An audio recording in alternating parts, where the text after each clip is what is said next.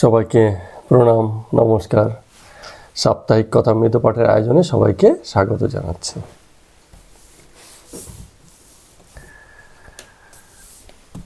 বাসনা থাকলেই কর্ম উদ্যোগ আসে। এই শরীর ধারণের সার্থকতা যেন আমরা বাসনাতেই খুঁজে পাই। কোনো ব্যক্তি নিষ্কর্ম বলবে, দেখ বাঁচার ইচ্ছা হয়তো নেই, কারণ কি যতক্ষণ বেঁচে থাকা ততক্ষণ কর্ম উদ্যোগ থাকতে হবে। বেঁচে আছে মানে কি, তার কিছু না কিছু কাজ আছে বলে ধরে নিতে হবে। একমাত্র সাধু সন্ন্যাসীদেরই দেখা যায় কর্ম উদ্যোগ নেই, থাকে নিজের মতো করে থাকে, নিজের গণ্ডিতে একরকম, বাইরে থেকে লোকে দেখে ভাবে অলস জীবন, কিন্তু তাদের মতো তারা থাকে, এক অন্যরকম দৃষ্টিভঙ্গি। কিন্তু যতক্ষণ শরীর ভাবনা, শরীর বোধ, ততক্ষণ কর্ম উদ্যোগ থাকতে হয়। কেন? শরীর ভাবনা মানেই একটা সুরক্ষার ব্যাপার আছে, একটা সংরক্ষণের ব্যাপার আছে। শরীরটাকে বাঁচিয়ে রাখতে হবে, টিকিয়ে রাখতে হবে, পরিষ্কার পরিচ্ছন্ন রাখতে হবে, সুন্দর করে রাখতে হবে। কখনো কখনো সাজসজ্জারও দরকার পড়বে। পার্লারের উত্থান ঘটেছে, কত বাণিজ্য, কসমেটিক্সের কি বিশাল অর্থনৈতিক দুনিয়া। কেন? কারণ শরীরকে সাজাতে হবে। তো এই শরীর ধারণ কর্ম উদ্যোগের মধ্যে থেকে এখন কেউ তো মানবে না, কিন্তু কেউ কেউ আবার এটা হয়তো মানবে, যে যার অন্তর্দৃষ্টি আছে সে বলবে যে আমি এসবে ফেঁসিয়ে আছি বড়। ঠিক আছে, কেন ফেঁসিয়ে আছি? যে আমার এত কাজ, কত উচ্চতর মহত্তর কাজ জীবনে রয়েছে, কিন্তু যখনই আমি এইসব সুরক্ষার দিকে, নিজের সুখ স্বাচ্ছন্দ্যের দিকে মন দিয়ে দিয়েছি, তখন সময়গুলো বেকার নষ্ট হচ্ছে। বলে না যে 3 ঘন্টা লাগছে সাজতে, তো 3 ঘন্টা তো মানে কি, তার মানে কি সে অতিরিক্ত ইনভলভ, স্বাভাবিকের থেকে বেশি, অনেক লেয়ারে লেয়ারে, পরতে পরতে, ধাপে ধাপে তার সুসজ্জার কর্ম চলে। এরকম দরকার নেই, সাধারণ, সহজ, সুন্দর, এর থেকে বেশি আর কি আছে? হ্যাঁ, এরকম।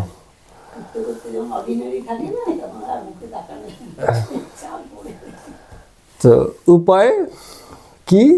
এই মানসিকতা আনার উপায় কি, যে কি করে এই জগতের এত আকর্ষণ, এত সংরক্ষণের জায়গা থেকে নিজেকে সহজ সুন্দর রাখবো?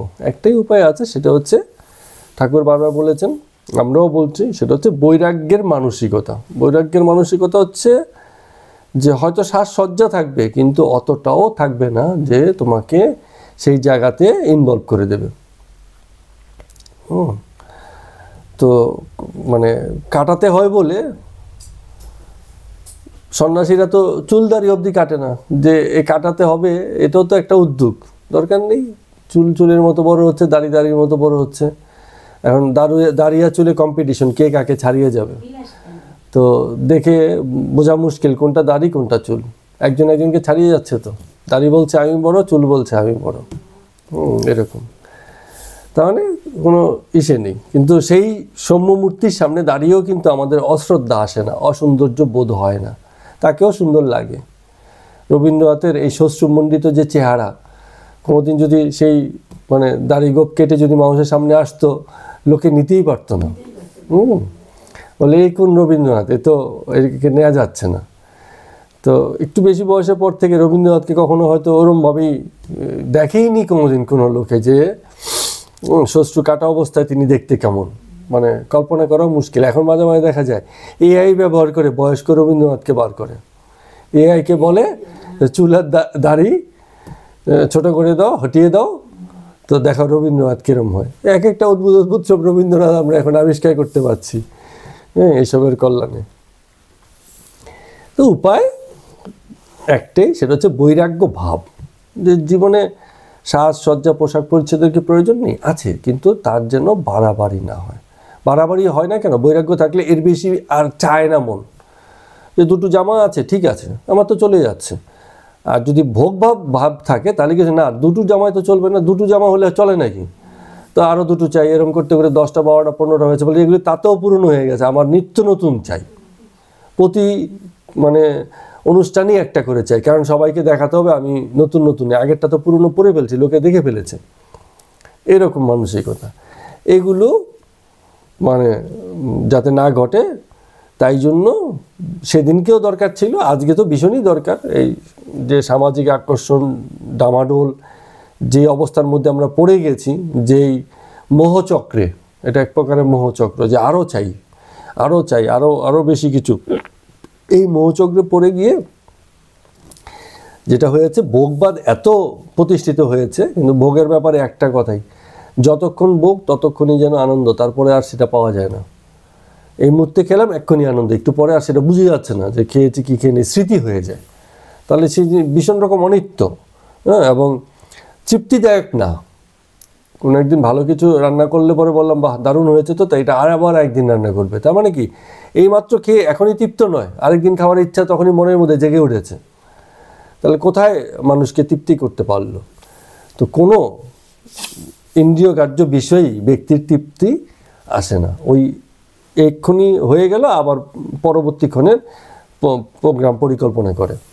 কেউ ভীষণ রকম সুন্দর সুন্দর জায়গায় ঘুরে এসে বাড়িতে বসে, বাড়িতে ঢুকিয়ে আবার বলছে যে হ্যাঁ খুব ভালো লেগেছে, নেক্সট পরে আবার একটা প্রোগ্রাম করো। আরে এখন ঘুরে এসেছে, এখন একটু মনটাকে শান্ত রাখো। না, তৃপ্ত নয়, আরও চাই আরও চাই আরও চাই, এরকম ব্যাপার। তো এগুলো খুব সহজেই নিবৃত্তি করা যায়। সেটা হচ্ছে অন্তরে যদি বৈরাগ্য ভাব রাখে, ঠিক আছে বছরে একবার দুবার ঘুরতে যাই, ওকে আছে, এর বেশি আমি আর ঘুরতে যেতে আমার ইচ্ছাই নেই, এর বেশি চাই না, এরকম ভাব। তো তাতে করে কি হচ্ছে, কর্ম তো ঘটে, এমন নয় যে কর্ম নিবৃত্তি হয়ে যায়, কর্ম সব বন্ধ হয়ে গেল, কিন্তু সেই কর্মটা নিজের পক্ষে দাঁড়ায় এবং জগতের হিতে দাঁড়ায়। এই যে এত এত লোক পাহাড়ে গিয়ে এত ভিড় করে, পাহাড়ের মানে প্রাকৃতিক যে সংস্থান ব্যবস্থাপনা কি সমুদ্রের, ঠিক আছে, সব কিছু তো প্রাকৃতিক না এগুলো। এত এত লোকের সৌন্দর্য দেখার ভিড়ে তার নিজস্ব সৌন্দর্য ধীরে ধীরে হারতে মানে বসেছে, এরকম অবস্থা। অর্থনৈতিক চাঙ্গা হচ্ছে, কিন্তু পাহাড়ের সৌন্দর্য নষ্ট হয়ে যাচ্ছে, পাহাড়ের প্রাকৃতিক ব্যবস্থাপনাটা ভেঙে পড়ছে। তো এগুলো তো খুব মুশকিলের ব্যাপার। এখন অফবিট জায়গার খুব চাহিদা হয়ে গেছে। অফবিট মানে কি, যেখানে লোকে যায় না। তো যেখানে লোকে যায় না, লোকে সেদিকেই সেই জায়গাগুলোই খোঁজে, যে কেউ যাচ্ছে না, নিরিবিলি আছে, আমরা চলো সেখানটায় যাই। তার মানে যেসব জায়গাগুলো প্রকৃতির নিবিড় মানে আশ্রয়ে ছিল, মানুষ ঢুকে ঢুকে সেগুলোকেও বিপন্ন করার দিকে যাচ্ছে। তো কে কাকে বোঝাবে? যদি ব্যক্তি তার নিজের প্রকৃত হিতের ব্যাপারটা না জানে, তাহলে সে তার দ্বারা অপরের হিত হয় না। যদি আমি আমার কল্যাণটাই ঠিক করে না করতে পারলাম, তাহলে আমি কি করে দাবি করব যে ভাই তোমার উপকার বা কল্যাণ আমি করে দিতে পারি? আর তোমারটা তো নিজেরটা তো আগে করো, নিজেরটা করে একটা এক্সাম্পল সেট করো যে হ্যাঁ এভাবে নিজের কল্যাণ করতে হয়, তাহলে আরেকজনকে দেখানো যাবে, তাই না? আমরা প্রথম যখন স্টক মার্কেটে কাজ করতাম, এরকম হতো যে আগে তো নিজে আয় করো, তবে না অন্যকে বলতে পারবে যে কি করে আয় হয়। নিজে আয় করতে পারলে বোঝা যাবে যে হ্যাঁ এখানে অপরকেও আয় করানোর ব্যবস্থা আছে, এরকম আর কি। যে আগে বৈরাগ্য রেখে জীবন কিভাবে সুন্দর, সহজ কথাটা খুব সুন্দর একটা মানে প্রভাব আছে। সহজ মানে স্বাভাবিক, ন্যাচারাল, মানে এইতেই আমি খুশি আছি, অতিরিক্ত সাজসজ্জা নেই, অতিরিক্ত চাপানুতন নেই, উপরি ভাব নেই, যা আছে অ্যাজ ইট ইজ। অনেক সময় এরকম হয় যে যা আছে দেখে নিন, এর বাইরে আর কিছু নেই। সব জোলা বলছে লাউটা মানে কি বলে এটাকে, কাস্টমার, ক্রেতা লাউ টিপে টুপে চিমটি মেরে সব রকম দেখে নিয়ে বলছে এটা কি হবে, মানে কচি হবে, তো যা আছে দেখে নিন, আপনি তো দেখেই নিয়েছেন, ঠিক আছে, হ্যাঁ বলে এত এত দেখে নিন, হ্যাঁ আপনি তো দেখলেন, তো এত কিছু দেখার পরও আবার জিজ্ঞেস যে কি হবে, কচি হবে, তো এত কিছু দেখার পর আপনি দেখে নিন, আমার আর কিছু নেই। তো এরকম ব্যক্তির জীবন এরকম যে আমি উপরি কিছু নেই, দেখানোর কিছু নেই, যা আছে এই তো দেখে নিন, এর বাইরে আর কিছু আমার কাছে নেই, এর বাইরে অতিরিক্ত আর কিছু নেই।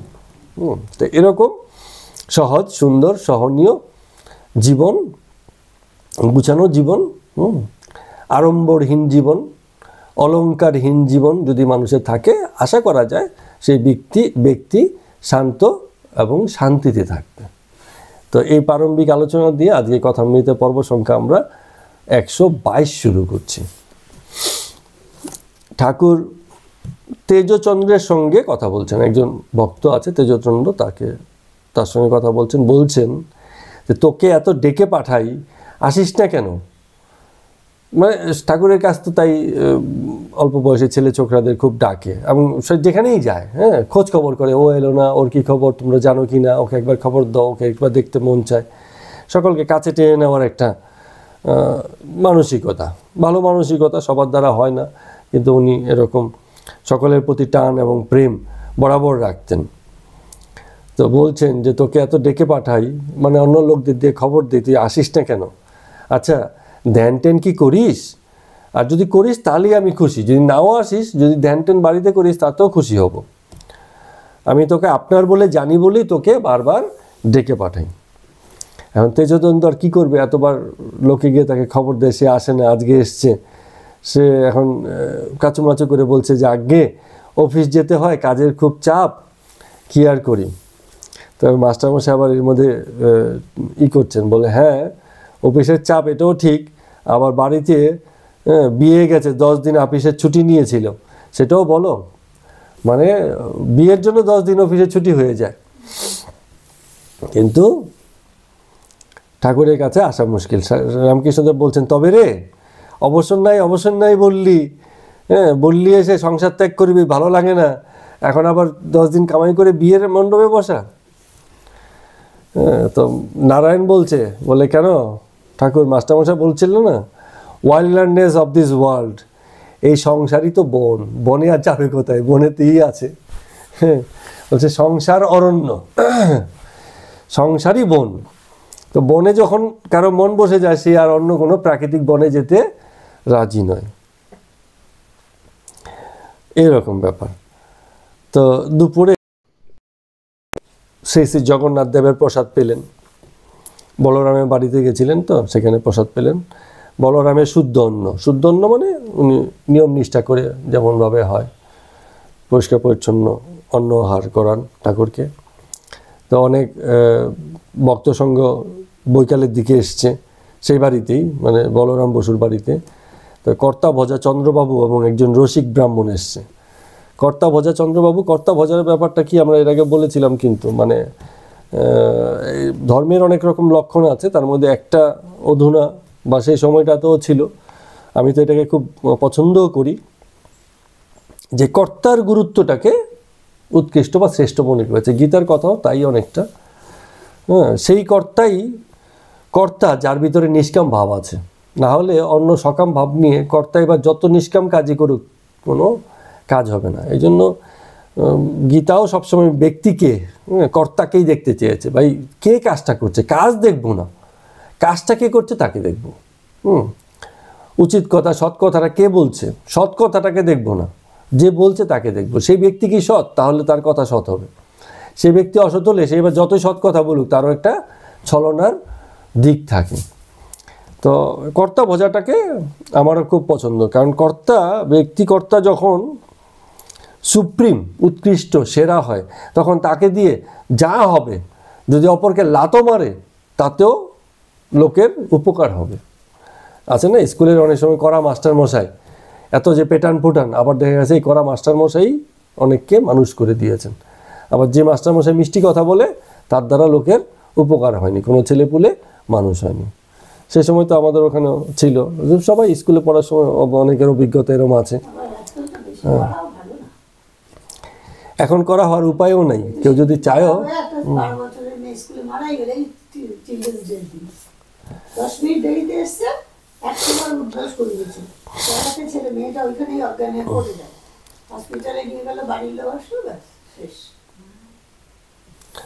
মাস্টারমশাইয়ের জন্য দুঃখ হয়, উনি একদিন করা না হয়ে প্রতিদিনই 10টা করে কারণের কি বলে উঠবোস করালেন, তাতে হয়তো ভালো হতো। একদিন বেশি রাগারাগি হয়ে 10 করে গেছে। হ্যাঁ, কারণ এখনকার মাস্টারমশাইও রেগুলার করা থাকেন না, ছেলেমেয়েরাও করা ভাব নিতে পারে না। হ্যাঁ,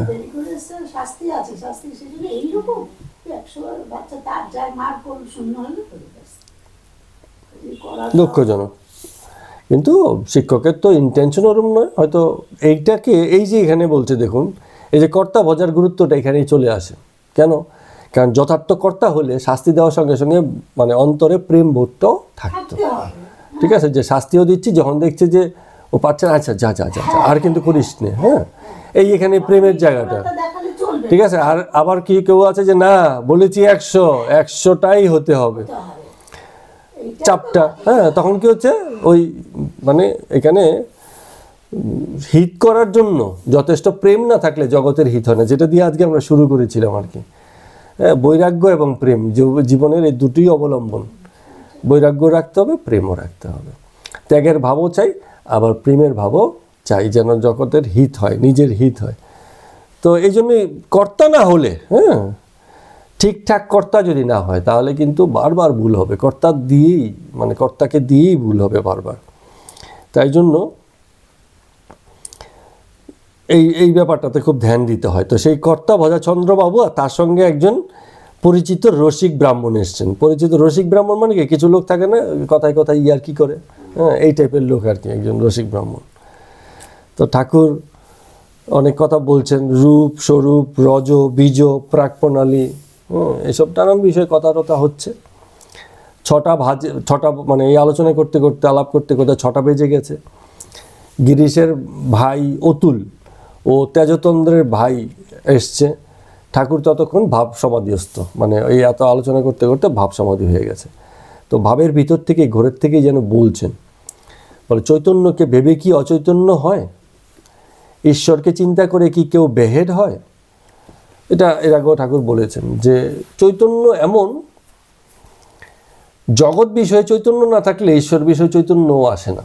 এটা হচ্ছে প্রাথমিক কথা। জগতের এই যে রং রূপের যে খেলা, এই খেলা যে ধরতে না পারে, সেই ঈশ্বরের খেলা কোথা থেকে বুঝবে? জগতের খেলাই বোঝে না, আর সে বলছে আমি ঈশ্বরের খেলা বুঝে গেছি, তাহলে খুব মুশকিলের ব্যাপার না? তো জগতের যে খেলাটা আছে, এই খেলার ভিতরে যে মানে অন্তঃশ্বাস শূন্যতা, ভিতরে ভিতরে খেলা, দেখে মনে হয় খুব সিরিয়াস কিছু হচ্ছে, আসলে কিছুই না। ঠিক আছে, অনেকটা ইসের মতো আমরা যে দেখি না হয় যে কি বলে রেসলিং, মারামারি। তো আমি তো ছোটোবেলা থেকে শুনি, মানে অনেক আগে থেকে শুনে আসছি, এগুলো নাকি সব সেটিং থাকে, মানে ঠিক কি জানি না, আমাদেরকে কত কিছুই দেখায়, সব ঠিক নেই, এরকম জিনিস। তো সাজানো গোছানো ব্যাপার। তো জগতের খেলাটাই হচ্ছে সাজানো গোছানো ব্যাপার। এই রাগ, এই প্রীতি, এই ভিতরে ভিতরে সেটিং, লোককে দেখাচ্ছে রাগ, ভিতরে ভিতরে মানে ভীষণ রকম এসে। এখন অনেক ইউটিউবার আছে, ফেসবুকার আছে, স্বামী স্ত্রীর মধ্যে ঝগড়া দেখায়, কি ভীষণ ঝগড়া, ঠিক আছে, আর ভিতরে ভিতরে কিন্তু কোনো ঝগড়া নেই, লোক দেখানোর জন্য ক্যামেরা করছে ঝগড়া, ভিতরে ভিতরে মিল, হিসেব করছে কতটা ভিউ হলো, কত টাকা কামাই হবে। তো কিন্তু যে দেখছে সে তো এগুলো বুঝতে পারছে না, হ্যাঁ, সে তো এই ঝগড়াটাকেই নিচ্ছে। তো এই তাহলে এই সেটিংটা, এই যে ভিতরের যে অন্তঃশ্বাস শূন্যতা, এই যে ভক্তির নামেও কত কিছু চলে, কিন্তু বুঝতে হবে যে আসলে এই ভক্তিটা কতটা সৎ ভক্তি, কতটা লোক দেখানো ভক্তি। এটা যে বুঝতে না পারে, সে ঈশ্বরের লীলা তো অনেক পরের ব্যাপার। জগতের লীলাটা আগে বোঝো, জগতের খেলাটা বোঝো। এই অন্তঃশ্বাস শূন্যতা, মিথ্যে যে জগৎ, এখানে যে মানুষকে টুপি পরানো হচ্ছে, সহজ কথা এগুলো, এক প্রকারে যে টুপি পরানো হচ্ছে। এখন যে এই টুপি পরাটা বুঝতে পারে যে এখানে টুপি পরানো হলো, সে আস্তে আস্তে এই জগৎ বিষয় থেকে মন তুলে ঈশ্বর বিষয়ে মন রাখতে পারবে, ঈশ্বরের লীলাটাও বোঝার জায়গায় থাকবে। তো যে তাহলে চৈতন্য কি? চৈতন্য হচ্ছে এই সজাগ মন, যেই মনটা সজাগ হয়েছে, সেই মনটাই তো চেতনায় আছে। তো সজাগ মন যারা আছে, লোকে বলে যে সে নাকি বেহেড মাতাল। আমি ঈশ্বর ভাবনা করে কেউ কোনোদিন নির্বুদ্ধি হয় না, বুদ্ধিমান হয়, হ্যাঁ, বুদ্ধি ধরে, বুদ্ধির আশ্রয়েই ঈশ্বরের ভাবনা আসে। নির্বুদ্ধি হলে শুধু ভক্তি আসে, আর ঈশ্বরের ভাবনা নেই, কেবল ভক্তি, প্রণাম করা, কিন্তু ভিতরে ভিতরে সেই জিনিস নেই। তো যে চৈতন্যের আশ্রয় গ্রহণ করেছে, চৈতন্যকে জীবনে ঠাঁই দিয়েছে, সে কোনোদিন বের হতে পারে না, সে কোনোদিন মানে ভুলভাল করতে পারে না, তার অচৈতন্য অবস্থায় কোনোদিন আসতে পারে না, কারণ সে হচ্ছে বোধস্বরূপ। বোধ মানে কি? উপলব্ধি, অনুভব, এগুলোর মানে টনটনে জ্ঞান যারা আছে তাকে বলে বোধপূর্ণ। হ্যাঁ, দেখে সে বুঝতে পারে। একটা যে অনেক সময় হয় না, ওই যে বোধ থেকে একটা কথা আসে, বোদ্ধা। এই যেমন ধরো আর্ট গ্যালারিতে বিভিন্ন ছবি লাগানো আছে, তো কেউ কেউ ছবি দেখছে, কেউ কেউ আছে খুব দ্রুত ছবি দেখে যাচ্ছে, আবার কেউ কেউ আছে এর ভিতর থেকে ছবি দেখছে দেখছে একটা দুটো ছবি দিয়ে এসে দাঁড়িয়ে গেছে, ওখান থেকে সরছে না। দেখছি দেখছি দেখছি, তো পাশে থেকে লোক বলছে কী ব্যাপার, আসো না কেন, চলো চলো নেক্সট আরও অনেক ছবি আছে। তো বলে না একটু দাঁড়াও একটু দাঁড়াও। কারণ কি সেই ছবিটাতে এমন কিছু দেখে নিয়েছে যা অন্য কেউ হয়তো বাহ্যিকভাবে দেখছে না। তার একটা ভিতরকার সৌন্দর্য, শিল্পীর একটা ভাবনা, একটা কলা এমনভাবে সেখানে ফুটে উঠেছে, অন্য কারো নজরে পড়েনি, কেন যেখানে সবাই চট করে বেরিয়ে যাচ্ছে, সে ওখানে গিয়ে দাঁড়িয়ে পড়েছে। এগুলো অনেক সময় যে ফটোগ্রাফিতে দেখা যায়, কি ফটোগ্রাফির প্রদর্শনী হলে কখন, এখন এগুলো কী হচ্ছে জানি না, খুব কম হয়। আগে আমাদের ছোটোবেলাতে আমরা এরকম অনেক দেখেছি, অনেক জায়গাতে হতো, বই মেলা হতো, বিজ্ঞান মেলা হতো, চিত্র প্রদর্শনী হতো, এরকম ফ্রি, বিশেষ করে ইয়াং ছেলেপুলেরা বিকেলের দিকে হতো, বেশ একটা মানে ব্যাপার থাকতো, পাঠ উৎসব, পাঠ আলোচনা, কত রকম, সব নষ্ট হয়ে গেছে। তো সেই রকম ফটোগ্রাফিতে আমারও কিছু অভিজ্ঞতা আছে, কখনো কখনো গিয়ে দেখেছি সকালবেলা গ্রামের পথ দিয়ে একটা বাচ্চা হেঁটে যাচ্ছে, কিন্তু বাঁশবনের ভিতর দিয়ে যে আলোটা এসছে, মানে এটা খুব স্বাভাবিক না, এত সুন্দর ফটোগ্রাফিক মানে ব্যাপারটা এসছে, আলো আর মানুষের হেঁটে যাওয়া গ্রামীণ পরিবেশে বাচ্চার, সকালে সূর্য সবে উঠেছে, এক অন্যরকম সৌন্দর্য নিয়ে মানে এসছে। তো এগুলো দেখলে কি হয়, মানে লোকের দেখার চোখ খুলে যায়। হ্যাঁ আচ্ছা, হ্যাঁ বেশি থাকতো, হ্যাঁ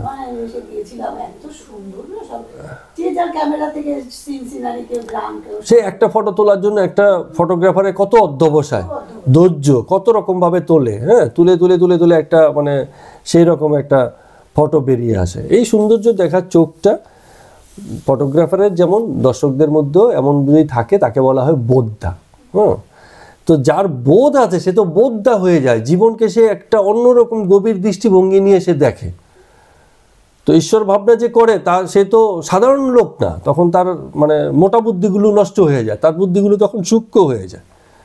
আমরা এই জিনিসটা বুঝতে ভুল করি, আমরা ঈশ্বরের চিন্তা করে চোখ বুঝে ফেলি, হিসাব মতো ঈশ্বরের চিন্তা করা মানে হচ্ছে চোখ খুলে গেল, হিসাবটা উল্টো হওয়ার কথা, আর আমাদের সঙ্গে ঠিক উল্টোটাই হয়। আমাদের ঈশ্বর ভাবনাতে আরও বেশি করে অন্ধত্ব, বেশি করে গোড়া, এইসব ব্যাপার চলে আসে, অথচ তখনই চোখ খুলে যাওয়ার কথা বেশি। তো এই ঠাকুর এই কথাটা বলছেন।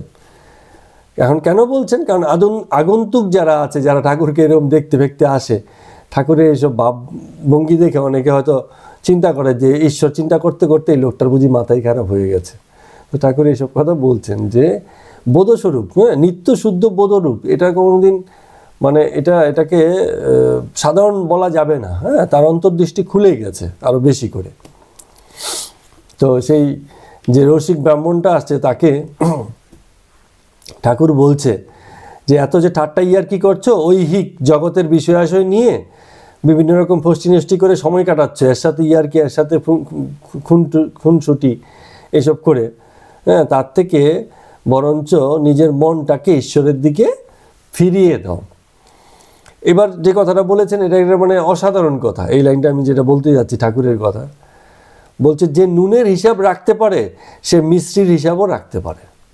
বলে এই যে ইয়ার্কি ফিয়ার্কি করে লোককে খুশি করছো, মাতাচ্ছ, তো এটা তো জগতের হিসাব, তো তুমি যেহেতু পারছো লোককে মাতাতে, এইটা করেই তুমি আবার ঈশ্বরের দিকেও মানে মন দিতে পারবে, কারণ যেহেতু তুমি পারো। যে নুনের হিসাব করতে পারে সে মিশ্রির হিসাবও রাখতে পারবে। ঠিক একদম সুন্দর কথা বলছে। জগতের বিষয়ে যারা খুব দক্ষ হয়, তারা যদি চায়, সে ব্যক্তি যদি চায়, তাহলে তার ঈশ্বর বিষয়েও তার জ্ঞান বুদ্ধিকে কাজে লাগাতে পারে। মন না চাইলে তো আর কিছু মানে করার নেই, তখন নির্বোধেরও ভক্তি এসে যায়, আর খুব বোধপূর্ণেরও অবিশ্বাস নিয়ে বসে থাকে সে, কে কাকে মানে বলবে। তো সেই কৃষ্ণধন ব্রাহ্মণ রসিক বলছে, বলে আপনি আমায় টেনে নিন। রামকৃষ্ণদেব বলছেন, এটা ঠাকুর সবসময় বলেন যে আমি কি করব, তোমার চেষ্টার উপরই সব কিছু নির্ভর করছে, কেউ কাউকে করে দিতে পারে না, ভক্তিপথে একজনকে টেনে নেওয়ার উপায় নেই। বলছে ঠাকুর বলছে, এ তো মন্ত্র নয়, এ তো মনের খেলা। আমি তো মন্ত্র দিলে কাজ হয়ে গেল, তাই কি বিষয়টা তো তা নয়। তো মনের খেলা, তোমার মন তোমারই খেলা, তোমাকেই খেলতে হবে। আমরা বুঝাতে পারি বটে, কিন্তু মনের খেলাটা তোমার, তো সেটা আমি কিছু করতে পারবো না। ঠিক কথা বলেছে একদম। বলছে এই সামান্য রসিকতা ছেড়ে ঈশ্বরের পথে বেরিয়ে পড়ো। ব্রহ্মচারী কাঠুরিয়াকে বলেছিল এগিয়ে পড়ো, ওই সেই গল্পটা তো আমরা জানি। তো কাঠুরিয়া কি হয়েছে, প্রথমে গিয়ে দেখলো চন্দন কাঠ, খুশি, আবার কিছুদিন পরে ভাবছে যে আমাকে তো বলেনি চন্দন কাঠ পাবো বলে, বলছে এগিয়ে পড়ো, এগিয়ে যাও।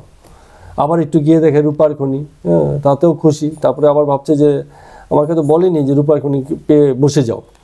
সোনার খনি, হীরা মানিক, এরকম পথ চলছে, যত এগোবে তত মানে তখন ওই সেই আবার ইয়ার্কি করে হাসতে হাসতে বলছে, বলে হ্যাঁ ঠাকুর ঠিকই বলেছেন, এ পথের শেষ নেই। মানে তো এই জন্যই যাই না আর কি। হ্যাঁ, বলছে যে এই পথের তো শেষ নেই, কোথায় গিয়ে পৌঁছাবো, যেহেতু কোনো শেষ নেই এই জন্য আর ওই পথে যাই না। এরকম অবস্থা। কালকে রথযাত্রা, তো ঠাকুর ওই যে ইসের যে বাড়ি আছে, বলরাম বাবুর যে বাড়ি, সেই বাড়িতে সেই দিনকে রাত্রিতে থাকবেন। তো অন্তপুরে অল্প খানিকটা জলও যোগ করে এলেন, মানে খাবার আর কি, রাতের খাবার অল্প কিছুই খেলেন। রাত্র তখন 10টা বাজে। তো মণিকে বলছিলেন যে তুমি দরকার পড়লে এখানে থেকে যাও। তো ঠাকুর যে ঘরে শুয়েছেন, মণিও তার পাশেই ছিলেন, এবং যেহেতু একটু গরমকাল ছিল, একটুখানি হাওয়া করছিলেন, মণি হাওয়া করছিলেন। তো বেশ ধৈর্য নিয়ে ঠাকুরের ঘুম আসা অবধি মণি হাওয়া করছেন। তখন রাত্র প্রায় 12টার মতো বাজে। ততক্ষণও মনীন্দ্রবাবু আর কি, আমাদের মাস্টারমশাই, ঠাকুরকে হাওয়া করে চলছেন। তো হঠাৎ করে ঠাকুরের ঘুম ভাঙলো, বলছে যে না আমার শীত করছে, আর হাওয়া করে কাজ নেই। নিজে শীত করছে বলেই বলছেন না, অত রাত্রি অবধি মণি করছে হাওয়া, এই জন্য মণিকে নিবৃত্ত করার জন্য বলছেন, আমরা জানি না। তো সেদিন উনি ঘুমিয়ে পড়লেন। পরের দিন সকালবেলা সবাই দেখছে যে একেবারে ভোরবেলা উঠে ঠাকুর সেই ঘরের মধ্যে একাকী নৃত্য করছে, আর মধুর নাম কণ্ঠে নিয়ে হরিনাম করছে।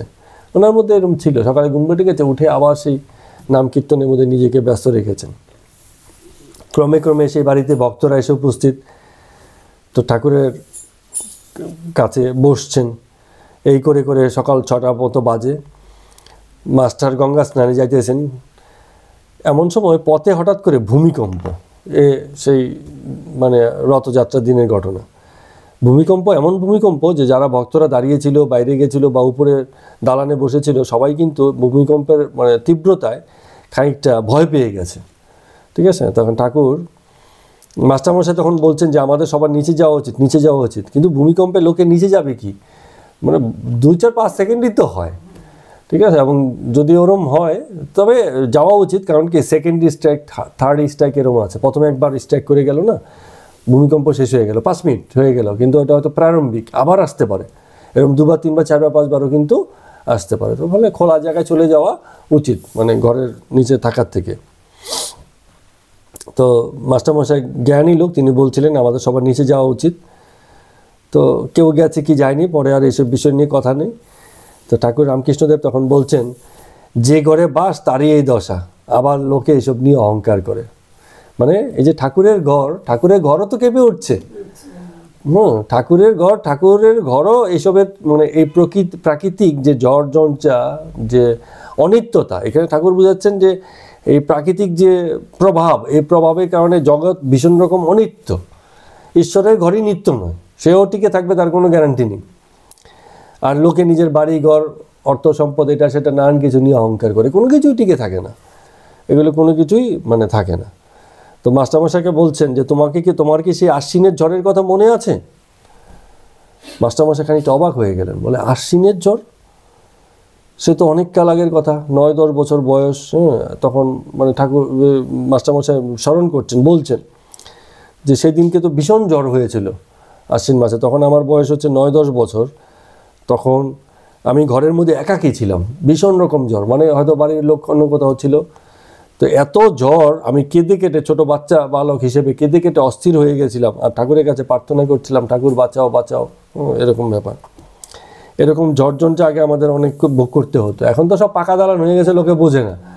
আগে তো মূলত ছিল মানে ঝুপড়ি ঘর, টিনের ঘর, কি কত রকম জিনিসের মানে ঘর গ্রামেগঞ্জে দেখা যায়। ঠাকুরের নিজেদের বাড়িও তো সেই এখনও সেই ছাওয়া ঘর আর কি, উপরে মাটি, হ্যাঁ আদি বাড়িগুলো, হ্যাঁ। তো সেই সবগুলো আছে। তাহলে সেই সব জায়গাতে ঝড়ে দিনে তো ভয় হওয়ারই ব্যাপার, এবং এইসব গল্প তো আমরা শুনেছি, ঝড়ে সেই মাটির কাঁচা দালানো পড়ে গিয়ে মানুষের উপরে মানুষ মারা গেছে, এরকম ঘটনা ঘটেছে। এখন মাস্টারমশাই অবাক হয়ে গেছেন, বলে এতকাল আগের কথা ঠাকুর হঠাৎ বলছেন, সেই সময় যে আমি ঠাকুরের কাছে প্রার্থনা করেছিলাম, ঠাকুর মানে হচ্ছে ঈশ্বরের কাছে, তাহলে সেই দিনকেও কি গুরু হয়ে তিনি আমাকে রক্ষা করেছিলেন? হ্যাঁ, মানে এরকম একটু অবাক হয়ে গেলেন, নাহলে সেই কথা হঠাৎ বলছেন কেন? এরকম মানে গুরুর প্রতি শ্রদ্ধা মাস্টারমশাইয়ের ভীষণ রকম ছিল বলে তিনি তাকে মানে তার অনুপস্থিতির সময়ও তাকে তার রক্ষাকর্তা হিসাবেই জেনেছেন। এখন রামকৃষ্ণ ঠাকুর বলছে যে সেই সময় মানে অনেক গাছ উপড়ে পড়েছিল। তো দেখো এই যখন জগতের এই দশা, তখন এই অনিত্যতার ব্যাপারে আর কি বলবো, জগতে কোনো কিছুই মানে নেই। এত বছরের পুরনো গাছ, 100 বছরের পুরনো গাছ বাবা লাগিয়েছে, ঠাকুরদা লাগিয়েছে, ওই ঝড়ে পড়ে গেছে, শেষ, গল্প বলা বন্ধ হয়ে গেল। ঠিক আছে। তো এবার ঠাকুর বলছেন যে এই যে যার পূর্ণ জ্ঞান হয়েছে, জ্ঞান হয়েছে মানে হচ্ছে এই যে অন্তর্দৃষ্টি যার মধ্যে খুলে গেছে, সে মরা আর মারা তার এক বোধ হয়। মরা আর মারা মানে হচ্ছে যেমন কেউ মরেছে এটা যে দেখছে তার কাছে একরকম, আবার যে নিজে মরছে তার কাছে অনুভবটা হচ্ছে আরেক রকম, আবার সেই দৃশ্য যে দেখছে তার কাছে অনুভবটা হচ্ছে আরেক রকম। ঘটনা একই ঘটছে সবার সঙ্গে, কিন্তু বোধ আর অনুভব কিন্তু আলাদা আলাদা হয়ে যাচ্ছে। যখন আমার হচ্ছে একরকম, যখন আমি কাউকে দেখছি হচ্ছে একরকম, তো বিষয়গুলো আলাদা হয়ে যায়। কিন্তু যার পূর্ণ জ্ঞান হয়ে যায় সে এই দুয়েকেই এক পর্যায়ে দেখে। তো বলছে যে মরলেও কিছু মরে না, মেরে ফেললেও কিছু মরে না। এটা গীতার কথা। আমরা ওই যে ন হন্যতে, হন্য মানে শরীরে, নায়ং হস্তিং ন হন্যতে, হ্যাঁ ঠিকই, মানে কাকে মারবে কে মরবে, হ্যাঁ এই জন্ম মৃত্যুর খেলাই তো চলছে। এর মধ্যেই কেউ ভাবছে যে আমি হয়েছি, কেউ বলছে আমি গেলাম। খেলা তো এইটুকুই, আমি হয়েছি, আমি আছি, আমার এই আমার সেই, যত রকম প্রোগ্রাম সারাদিন আমরা যা কিছু করছি, এই প্রোগ্রামের এক পর্যায়েও যদি কেউ মনে করে যে এই বেকার প্রোগ্রাম করছি, কোনো কিছুই কিছু নয়, বেকার হয়ে যাবে এক সময়, হ্যাঁ তখন সে মানে নিত্য আর লীলার ফারাকটাকে বুঝতে পারবে, সম্যদর্শন তার ঘটবে, পূর্ণ জ্ঞান তার ঘটবে। বলছে যারই লীলা তারই নিত্য। এই যে লীলা কিছু হচ্ছে, কার লীলা? যে নিত্য হয়ে বসে আছে তারই লীলা। সেই একরূপে নিত্য, আবার একরূপে লীলা। লীলারূপ ভেঙে গেলেও নিত্য আছেই। লীলা মানে তো পরিবর্তন, নিত্যটা নিত্যর জায়গায় সবসময় আছে। হ্যাঁ আমরা বলছি খুব ঢেউ, আরে আমরা তো দেখছি ঢেউ, কিন্তু আসলে কি জল। আবার যেটা শান্ত পুকুর সেটা আমরা দেখছি না, কারণ ও শান্ত আছে বলে। তো দুটোতেই জল, কোনো পার্থক্য নেই। আমরা কোথাও কোনো জায়গাতে ঢেউ বলছি, আমাদের আলাদা করে দৃষ্টি, হ্যাঁ সাগর দেখে বলছি ওই দেখ কি ঢেউ, কি আনন্দ খুশি, ঢেউ দেখে ভয় পাওয়া, দৌড়ে পালিয়ে যাওয়া, আবার ঢেউয়ের দিকে যাওয়া, কত রকম খেলা চলছে। কিন্তু সে এত পয়সা খরচা করে এত দূরে সাগরে গেছো, তোমার বাড়িতেও সেই জিনিসই আছে, সেই জলই, কিন্তু সেখানে ঢেউ নেই বলে তোমার কাছে ব্যাপারগুলো বিশেষ হয়নি। তো যে দেখেছে সে সাগরের জল আর ঢেউ সব যা মনে করে, বাড়ির জল আর ঢেউ সেই একই রকমই মনে করছে, কারণ লীলা আর নিত্যতে কোনো ফারাক করছে না, জানে সবই জল। বরফ হলেও জল, বাষ্প হলেও জল, আবার জল হলেও সে একই জল, তো কোনো ফারাক সে করতে পারে না। তো একজন ছেলে, বয়স বেশি নয়, 23-24 বছর বয়স, হরি করে নাম, সে একলা একলা থাকে আর বাড়িতে বেদান্ত চর্চা করে, বিবাহ করে নাই। ঠাকুর তাকে ভালোবাসেন। তো সে এসছিল সেদিনকে। তো রামকৃষ্ণদেব ঠাকুর বলছেন, কি গো তুমি তো অনেক দিন আসো নাই, তো এরকম জিজ্ঞেস করছেন। এবারে নানা কথা হচ্ছে, বলে বেদান্তে কি আছে, ব্রহ্মসত্য জগৎ মিথ্যা। কিন্তু এটা তো কথার কথা, আমরা তো মুখে মুখে বলি ব্রহ্মসত্য জগৎ মিথ্যা। জগৎ মিথ্যা করতে গেলে জগৎ কখন মিথ্যা বোধ হয়? যখন ব্যক্তির আমিত্বটাকে মিথ্যা বোধ হয়। যতক্ষণ আমিটা সজাগ আছে, যতক্ষণ এই আমিটা তোমাকে আমাকে দিয়ে নানান কিছু করাচ্ছে, কিছুতে মগ্ন রাখছে, মোহগ্রস্ত রাখছে, কোথাও অজ্ঞান রাখছে, কোথাও জ্ঞানী করছে। এই আমাকে দিয়ে যতক্ষণ খেলা খেলাচ্ছে ততক্ষণ মানে এই আমিটা দূর না হলে এই জগৎটাকে কোনোদিনই মিথ্যা মনে হবে না, মিথ্যা মনে হবে না। তো এটা যখন আমিটা আবার দূর হয়ে যায় তখন তাহলে জিজ্ঞেস করলো যে তাহলে আমি চলে গেলে কি হয় বলো। তো আমি চলে গেলে যে কি হয় সেটা আবার মুখে বলা যায় না, কারণ জগৎ আমিময়, আমি নিয়েই যত কথা, আমার দেখা, আমার শোনা, এর বাইরে কি আছে? আমার পড়া, আমার খাওয়া, আমার উপলব্ধি, সবেতেই আমার। তো আমিটাই যখন চলে যায় তো বাকি কিছু তো আর থাকে না, তো আর বলবে কি? যে আমি যখন চলে গেল কি বললাম? সেও তো আমারই দেখা। ভোরবেলা স্বপ্নে দেখেছি নারায়ণ এসে আমাকে দর্শন দিয়েছেন। আর কে দেখেছে? বলে আমিই দেখেছি। তো যতক্ষণ আমি আছে ততক্ষণ আর নারায়ণ ঠিক নেই, নারায়ণ তোমার স্বপ্নেই আছে। নারায়ণের দেখা তোমার ইম্পার্শিয়াল হলো না, নিরপেক্ষ হলো না। সত্যি সত্যি নারায়ণ এখানে আসেননি, কারণ তোমার থ্রুতে এসছে। নারায়ণ যদি আসে, নারায়ণকে কারোর থ্রুতে আসতে হয় না, সে স্বয়ং প্রকাশিত, যখন আসবে নিজেই আসবে। কিন্তু তোমার থ্রুতে যখন আসে তখন মুশকিল, তোমার অভিজ্ঞতায় পক্ষপাত ঘটে যায়। তো এই রকম ব্যাপার। তো লিপ্ত আর লীলার যখন ভেদ দূর হয়ে যায় তখন স্বপ্নে যে নারায়ণ আসে আর বাস্তবে সে যা দেখে দুইকেই এক মনে হয়। বলে তোমার তো নারায়ণকে আসতে হয়, আর আমি সবসময় নারায়ণকেই দেখি। পার্থক্যটা কোথায়? জগৎকে নারায়ণ রূপেই দেখছি, আর তোমাকে স্বপ্নে এসে তিনি দেখা দেন। তোমাকে আসলেই তুমি দেখো, না হলে তুমি দেখো না। কিন্তু আমি চোখ খুললেও তাকে দেখি, চোখ বুঝলেও তাকেই দেখি, কারণ আমি যা দেখি তিনি সবই নারায়ণ, জগৎ নারায়ণময়। এমন বোধ যখন আসে তখন মানে সেই ব্যক্তিগুলো এই যে নিত্য আর লীলাকে এক করে ফেলতে পারেন। তো যখন নিষ্ক্রিয় হয় তখন তাকে আমরা ব্রহ্ম বলি, আর যখন সৃষ্টি করছেন, পালন করছেন, সংহার করছেন তখন তাকে শক্তি বলি। যেমন শিব, একই শিব, কখনো শান্ত আবার কখনো সংহার মূর্তি ধারণ করে আছেন, জন্ম আর ধ্বংসের কর্ম করছেন। কিন্তু কোনোটাকে বাদ দেওয়া যাবে না, বলা যাবে না এটা ঠিক ওটা ভুল, ওটা ভুল এটা ঠিক। কারণ যে বেলের খোলটাও দরকার, বেলের বিচিটাও দরকার। এসব আছে বলেই বেলটার ভিতরে বেলের সারটা আছে। শুধু সারটা কোথায় পাবে? বেলের গাছের মধ্যে শুধু সার ঝুলে থাকতে পারবে? কেন পারবে না? ও বাইরের ময়লা ফয়লা, ও তোর খাওয়ার কিছু থাকবে না, শুধু সার হয় না। কলার খোসাটা থাকতে হবে, তাই ভিতরে কলাটা এত দামি। কলার খোসাটা না থাকলে ভিতরে কলাটার কোনো দাম নেই, ও আর খাওয়ার যোগ্য অবস্থায় থাকবে না, তাই না? তো যা আমরা ফেলে দেই তাই সবচেয়ে দামি, ওটা আছে বলে ভিতরেরটা আছে। তো যারা বিজ্ঞানী, যারা এই অন্তর্দৃষ্টি রাখেন, তারা সাকার নিরাকার দুই লন। জগতে তার প্রকাশকেও দেখেন, আবার তার অপ্রকাশকেও মেনে নেন। তিনি প্রকাশিত হয়েও যা আছেন তাকেও মানেন, আর যিনি প্রকাশিত হয়ে না থাকলেও তাকে মানেন। খুব মানে গভীর কথাগুলো এগুলো। তো যতক্ষণ মনের মধ্যে বিচার চলে ততক্ষণ নিত্যতে পৌঁছানো যায় না। লীলাকে বোঝা যাবে, জগৎ বুঝতে গেলে স্বয়ং মানে একটা শিয়ানা মন চাই। শিয়ানা মন মানে বুঝতে পারছো তো? অনেক সময় বলে না বাচ্চারা, বলে শিয়ানা হয়ে গেছে, শিয়ানা মানে হয়ে গেছে, এখন নিজের বুদ্ধি নিজেই লাগাতে পারে, কথা শোনে না। বাপ মা বলে কি শিয়ানা হয়ে গেছে মানে যে আমার কথা আসে শোনে না, তার মানে তার নিজেরই যথেষ্ট বুদ্ধি আছে। বাচ্চাকেও জিজ্ঞেস করলে বলে তোমার তো বলার দরকার নেই, আমি বুঝি আমার কী করতে হবে। হ্যাঁ, একসময় একটু মানে 12, 13, 14, 15 পর থেকে সকলের এই একই ভাষা, আমাদেরও এককালে ছিল একই ভাষা, মানে অত বুদ্ধি দেওয়ার দরকার নেই, আমি জানি কী করতে হবে, এরকম বোধ। হ্যাঁ, তো মনের বিচার দ্বারা জগতের বিষয়ে মানে বিচার করা যাবে, এই কথা ঠিক, এটা অস্বীকার করার উপায় নেই। এবং এরকম সচেতন মনেরই দরকার যে নিজে সিদ্ধান্ত নিজে নিতে পারে। জ্ঞানের সঙ্গে, বুদ্ধির সঙ্গে, প্রজ্ঞার সঙ্গে নিলে অসুবিধা কিছু নেই।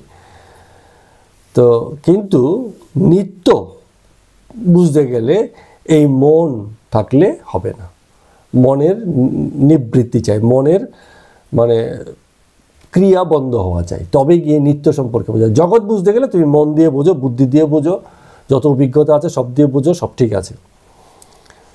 তো রূপ, রস, গন্ধ, স্পর্শ, শব্দ, ইন্দ্রিয়ের এই সকল বিষয় দিয়ে ঈশ্বরের জাগতিক রূপই বোঝা যায়। কিন্তু ঈশ্বরের যে পুরুষকার, যে পুরুষ রূপ, তাকে বুঝতে গেলে এসব বিচার বন্ধ করতে হয়। বিচার বন্ধ করে তবে বোঝা যায়, চোখ বুঝলে তবে তাকে চেনা যায়, ভিতরে তাকে চেনা যায়। আত্মাকে দিয়েই আত্মাকে জানা যায়। ওই মুখে মুখে বিচার করে, বিজ্ঞান দিয়ে বিচার করে আত্মাকে বোঝা যাবে না। আত্মাকে বুঝতে গেলে তোমাকেও সেই আত্মার স্বরূপ হতে হবে, তবে আত্মাকে বোঝা যাবে। কারণ সেটা তো মানে তোমার বুদ্ধিগ্রাহ্য বিষয় নয়, বিষয়টাই এমন তার মতো। ব্রহ্ম বোধ যার হয়েছে তিনি স্বয়ং ব্রহ্ম। যার ব্রহ্ম সম্পর্কে জ্ঞান হয়েছে তিনি নিজেই ব্রহ্ম হয়ে যান। হ্যাঁ, সেই স্বরূপেই তিনি অধিষ্ঠিত হয়ে পড়েন। তো কেন এইসব কথা বলছেন? ঠাকুর বলছেন দেখো না, একটা জিনিস দেখতে গেলে আমাদের কি দরকার? চক্ষু দরকার, আলো দরকার, মনের দরকার। একদম সঠিক কথা বলছে। যে কোনো জিনিস দর্শন তখনই হবে যখন আমাদের চোখ থাকবে, আলো থাকবে, অন্ধকারে কিছু দেখতে পাই না, আর মনও থাকতে হবে। অনেক সময় আমরা দেখে যাই কিন্তু মন দিয়ে দেখি না, বলে অনেক কিছু দেখেও দেখি না। তাহলে মনটাও থাকা চাই, সে যা দেখছে সেটা মনের সঙ্গে সংযোগ হতে হবে, তাহলে সে দেখা হবে না। চোখ আছে, আলো আছে, কিন্তু দেখা হয়নি, দেখেও দেখেনি, এরকম তিনটা জিনিস চাই। তো বলে এই তিনটা জিনিস একটা জিনিস দেখতে গেলে হয়। আর ঈশ্বরকে দেখতে গেলে তুমি মানে যে কোনো একটা বাদ হলে তো তুমি গেলে, আর কিছু দেখতেই পাবে না তখন তুমি। তো ঈশ্বরকে দেখা মানে আরও গভীর দর্শন চাই। সেখানে সাধারণ দর্শন দিয়ে কাজ হবে না। সাধারণ জগতের জিনিসই তুমি দেখতে পাচ্ছ না, তুমি এত সীমিত, সীমাবদ্ধ শরীরী ক্ষমতার অধিকারী যে জগতের একটা কিছু দেখতে গেলে তোমাকে কত মন দিয়ে দেখতে হয়, বা কত কিছু মানে জোগাড় করে সব কিছু সংযোগ ঘটলে পরে তুমি দেখতে পাও। আর ঈশ্বরকে বলছো তুমি দেখে নেবে, এটা কি হয়?